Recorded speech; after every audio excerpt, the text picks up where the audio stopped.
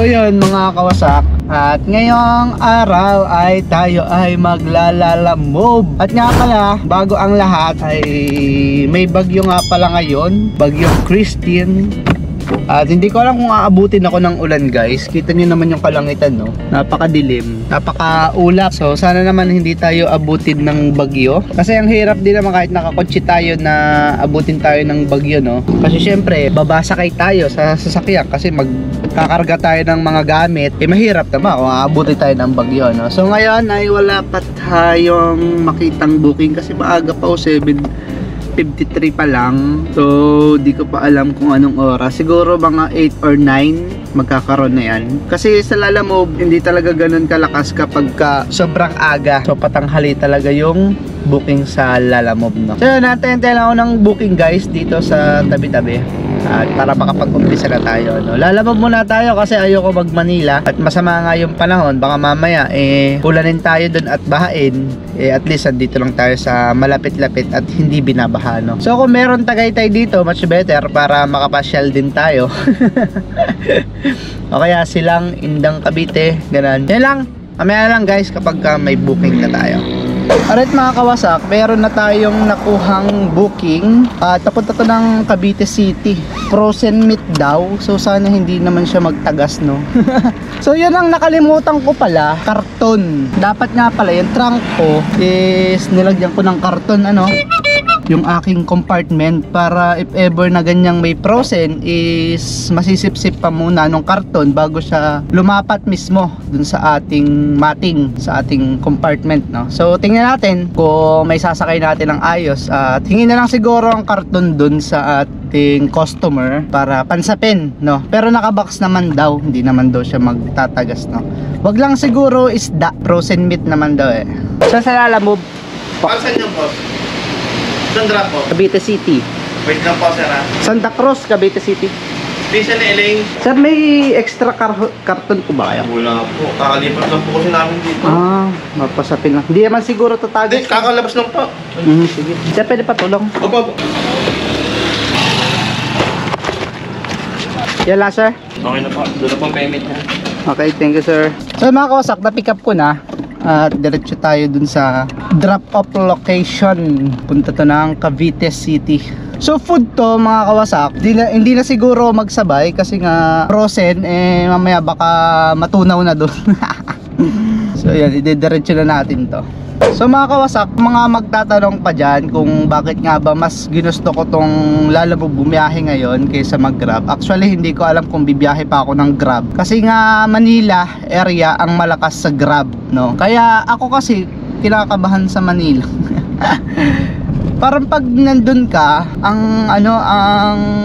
basta parang nininervyos ako. Alam niyo ba yun, no? Basta napakahigpit. Pero kung susunod ka naman lagi sa rules and regulations nila sa kalsada, is wala ka namang magiging problema, no? Pero yun nga, sabi ko nga, nininervyos ako sa Manila. Napakasikip, napaka-traffic. Hindi tulad ng Cavite, Laguna is medyo-medyo pa, no? So yun, hindi ko alam kung bibiyahe pa ako ng grab. Siguro pagka naumay ako sa Lalamove, pwede ako mag-grab. Tapos pag naumay ako sa grab, pwede ako mag-Lalamove, no? Yun lang. Tsaka yung kagandahan dito sa Lalamove is nandito ka lang sa probinsya. Tapos kapag wala kang booking is malaya kang mag-park kung saan-saan, ano? Tapos kapag nagugutom ka, mabilis ka lang makakakain kasi pwede ka mag-park sa mga gilid-gilid, hindi sila mahigpit dito, no? At saka dito sa probinsya ay napakadaming mga open space. I mean, kunyari mga papasok ng subdivision na madaming puno, pwede ka magtatambay doon at mag-antay ng booking or kumain. Unlike sa Manila guys, ang pinoproblema ko dyan is kung saan ako iihi, kung saan ako kakain, yun. Kulang sa diskarte, kumbaga, ano, baka ibas nyo ako, unahan ko na kayo, kulang sa diskarte. At dapat pag nasa Manila ka, matyaga ka, tyagaan talaga ang labanan. Bukod sa napakatinding traffic, tapos pag matumal, didiskartehan mo saan ka dapat tatambay para nandun yung mga bookings. Actually sa Grab, malalapit lang yung binibigay nilang pick up location eh. Kaya kailangan mo lumapit sa mga matataong lugar, sa mga residential. Dito sa Lalamove kahit malayo ka, pwede kang batuhan ng booking, no? So mga kawasakan, dito na ako pero di ko makita yung store nila. Sir, saan po yung Enchant Meat Store? Taga dito po ba si Gabriel? Dito po naka-address eh. Saan po kaya yun, sir? Ba't 9-4 man eh? Kami ang 9-4. Nga po. So mga kawasak, nalimutan ko. Ang lalamog nga pala is salasala ang ang drop off location. Eh yun, hindi naman nasagot yung customer. Yun ang mahirap eh. Hindi sumasagot yung mga customer natin dito sa Lalamove. Kaya kung sakali. Kaya ayoko din maglalamove sa Manila. Baka mamaya salasala na naman yung location. Mahuhuli pa tayo doon. Ay nako, dito naka-address eh. Ayun pala. Na pa ako doon, hinahanap ko, yan lang pala. Diba kasi nagchat sa amin yung ano eh. Natawag ako sir eh. Sige sir. Yung mga chat parang ito, kanina pa nandun. Sabi saan kaya yun? Ito pa yung address eh. Ito na pala. Sige. Sige. Maayat. Picture. Okay na pa sir? Sige na, okay? Sige sir, thank you pa. So yan, 312 ang fare. Pero binigyan tayong 320, so not bad. Kaya tayo na sa labas. Doon tayo mag-aantay sa malawak-lawak guys. Kasi ang hirap dito, tsaka naiihi na din ako eh. So yung first booking natin, hindi ko na kung makakailan ako ngayong maghapon. So, let's go! So yun nga lang, pag wala ka sa Manila, nandito ka sa probinsya, is pagkatapos mong mag-drop off to isang booking, is antay ka na naman nang may mag-book. No? At least hindi katulad sa Manila na sa Grab kasi yun eh. Pagka tagtumal na kasi start ng 10 or 11 kakunti na yung pasahero.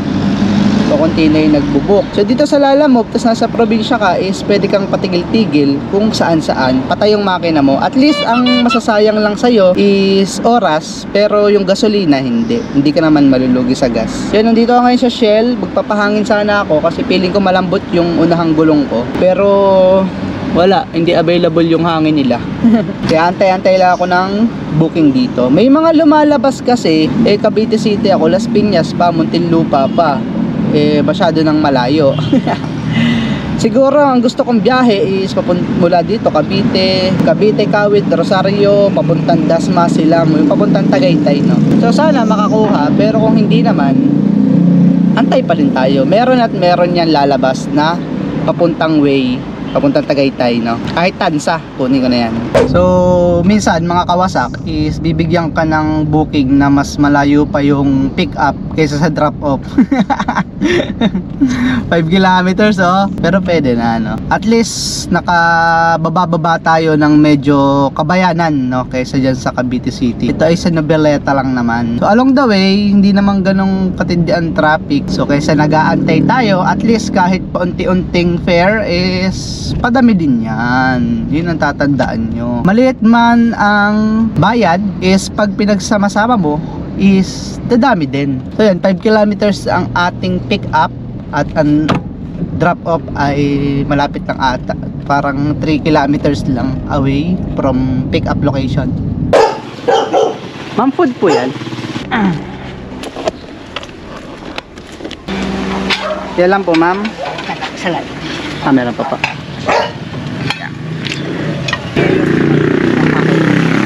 Thank you, ma'am. So mga kawasak, nakakagutom yung amoy, no.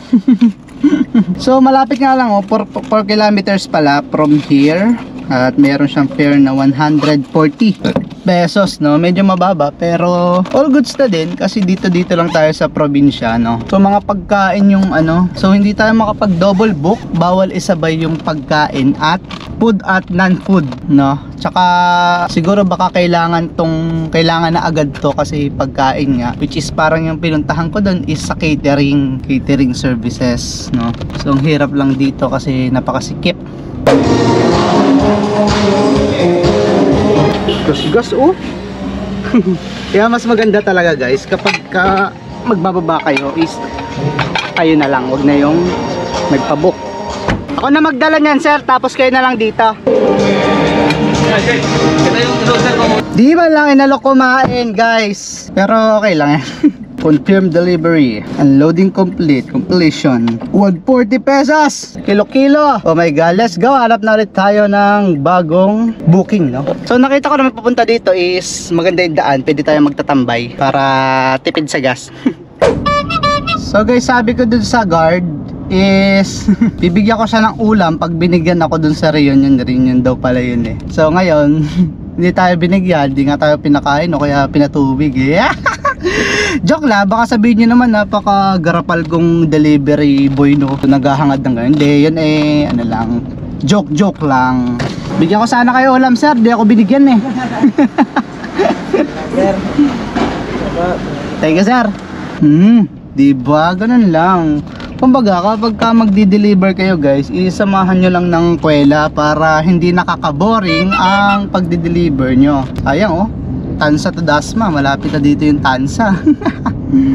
Ano, kapag ka magdi-deliver kayo is huwag yung ganun kaseryosohin. Samahan nyo ng kwela, samahan nyo ng pabiro para hindi naman boring ang maghapon yung pagdi-deliver, paghahanap ng booking or pakikihalubilo sa mga gwardiya, sa mga tao na nakakausap nyo, no? So yun lang. Hanap muna ako ng matatambayan. Nandito tayo ngayon sa GMA at kanina may nakuha ko Tansa to GMA. Tapos ngayon may nakuha naman ako, hindi pa ako dumadating, na nakita kong booking GMA to Tagaytay.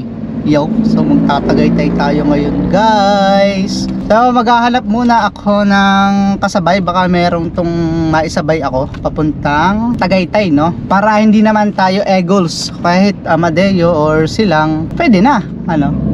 May panggas na tayo, panggas, saka, pero di ko alam, hindi kaya ng Lalamove na kumuha ng panghulog ng sasakyan kapag Lalamove ang iyong gamit, no? So mga kawasak, ano, ngayon ko lang to nadaanan, itong from GMA Cavite papuntang Tagaytay, oh, may shortcut pala dito na hindi ka nadadaan ng Dasmariñas sa napaka-traffic na Palapala. So ito shortcut, di ko na alam saan labas ito. Silang na ata. Oo. Ilang nakadaan dito.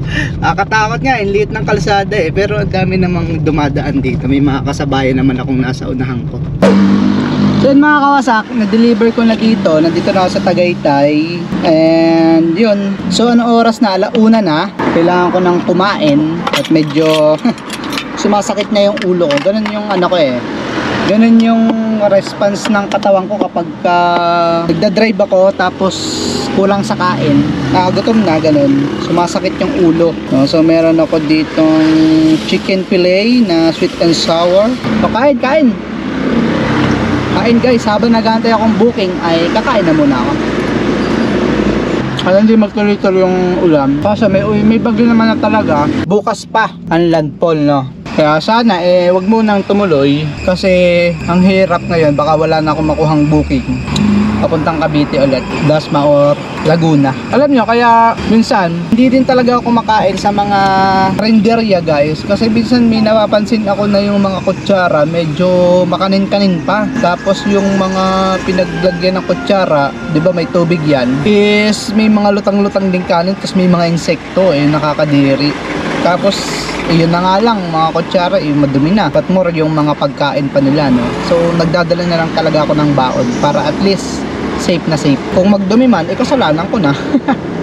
So 30 minutes na ako nag-aantay pero wala pa rin booking. Meron dito Laurel Putang San Pascual, Batangas, kaso napakalayo, 57 kilometers. Tapos di ko alam kung magkakaroon ako pabalik niyan, pero di ko siya kinuha kasi wrong way na papuntang pauwi. May hirapan ako niyan kasi malulugi ako sa gasolina kung sakaling kunin ko yan, no? Laurel San Pascual.